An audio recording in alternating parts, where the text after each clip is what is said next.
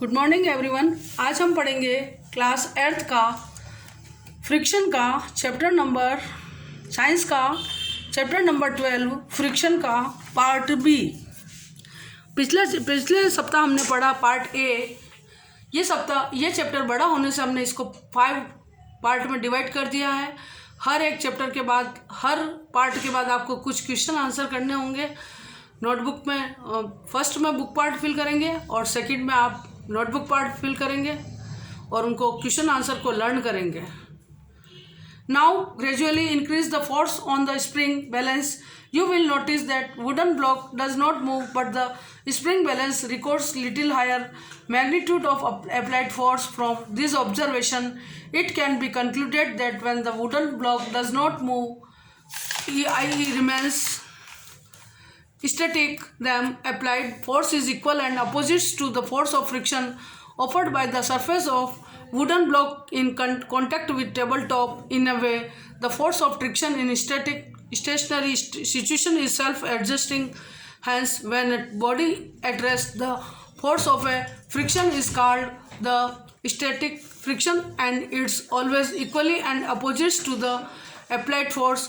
Such as a force of friction is called static friction and only as much as called into play as it necessary to prevent the motion of the wooden block. Now go on increasing the pull on this wooden block till it just start sliding. At this moment, the spring balance will register maximum applied force, which is equal and opposite to the force of friction. This maximum force required to make body just slide over another body is the limit of static friction. It is commonly called limiting friction.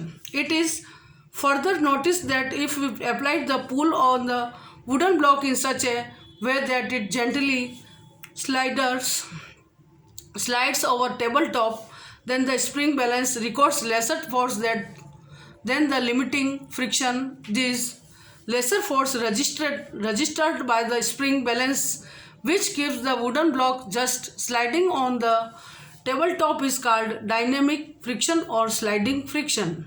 अब हम पढ़ेंगे type of friction, यानी friction के प्रकार के बारे में।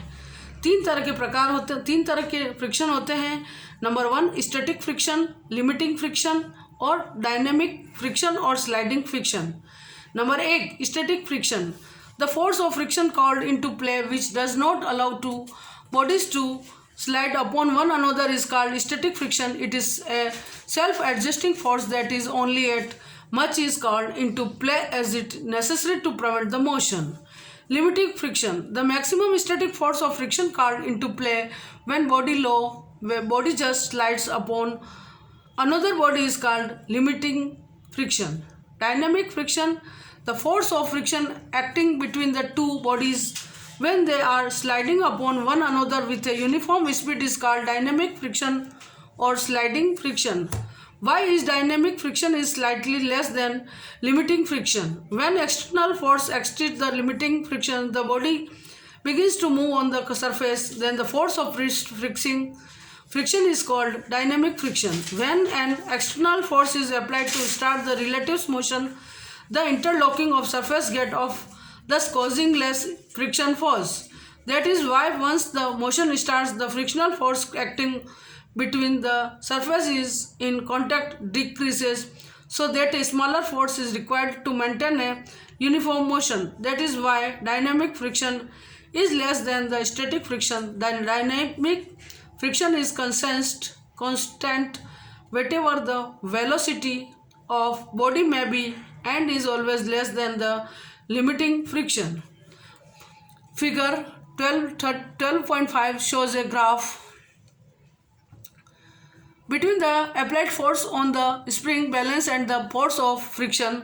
The region AB in the graphic shows static friction, which is self-adjusting. BC shows the magnitude of limiting friction. D shows the magnitude of dynamic friction or sliding friction.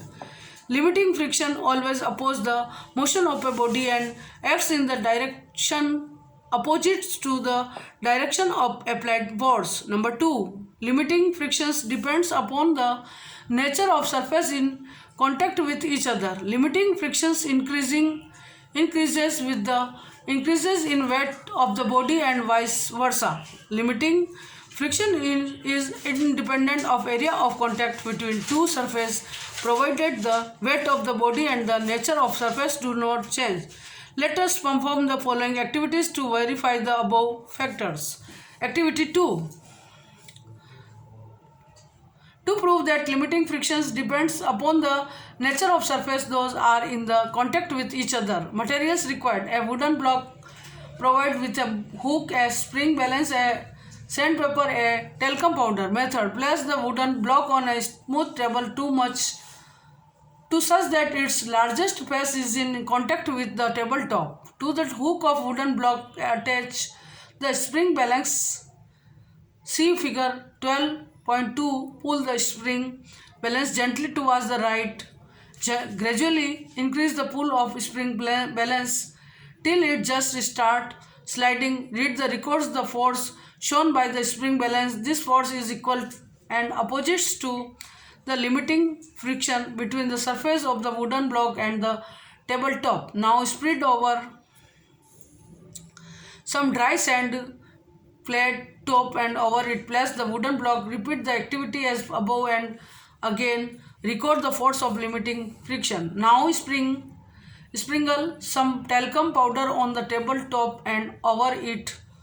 Observe that the force of limiting friction is least in case of talcum powder, of middle order in case of smooth tabletop, and maximum in case of sand.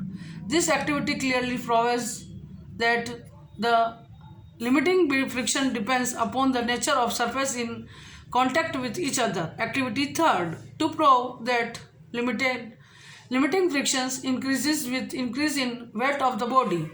Materials required: a wooden block provided with a hook, a spring balance, a brass weight of 50 gram and 100 gram. Method: place the wooden block on a smooth tabletop. To the hook of wooden block attach the spring balance. Pull the spring balance gently towards the right, gradually increasing the pull on a spring balance till it just starts sliding. Record the force shown by the spring balance. This force is equal and opposite to the limiting friction between the surface of the wooden block and the tabletop. Now place of 50 J of weight on the wooden block and repeat the activity. And record the force of limiting friction. Repeat this activity with 100 gram weight and 150 gram of weight. You will notice that the weight of a block is increased the magnitude of limited friction. The activity clearly proves that limiting friction increased with the increasing in the weight of the body. आज हम इतना ही पढ़ेंगे. अगला part सी जो है हम अगले सप्ताह पढ़ेंगे और बाकी के क्वेश्चन आंसर हम अगले सप्ताह ही करेंगे. इस पार्ट बी में मैं कुछ क्वेश्चन आंसर का पीडीएफ आपको सेंड करूंगी. वो आपको नोटबुक में लिखना है और अच्छी तरह लर्न करना है. Thank you. Have a nice day. Part C अगले सप्ताह पढ़ेंगे. ठीक है. Okay. Thank you. Have a nice day.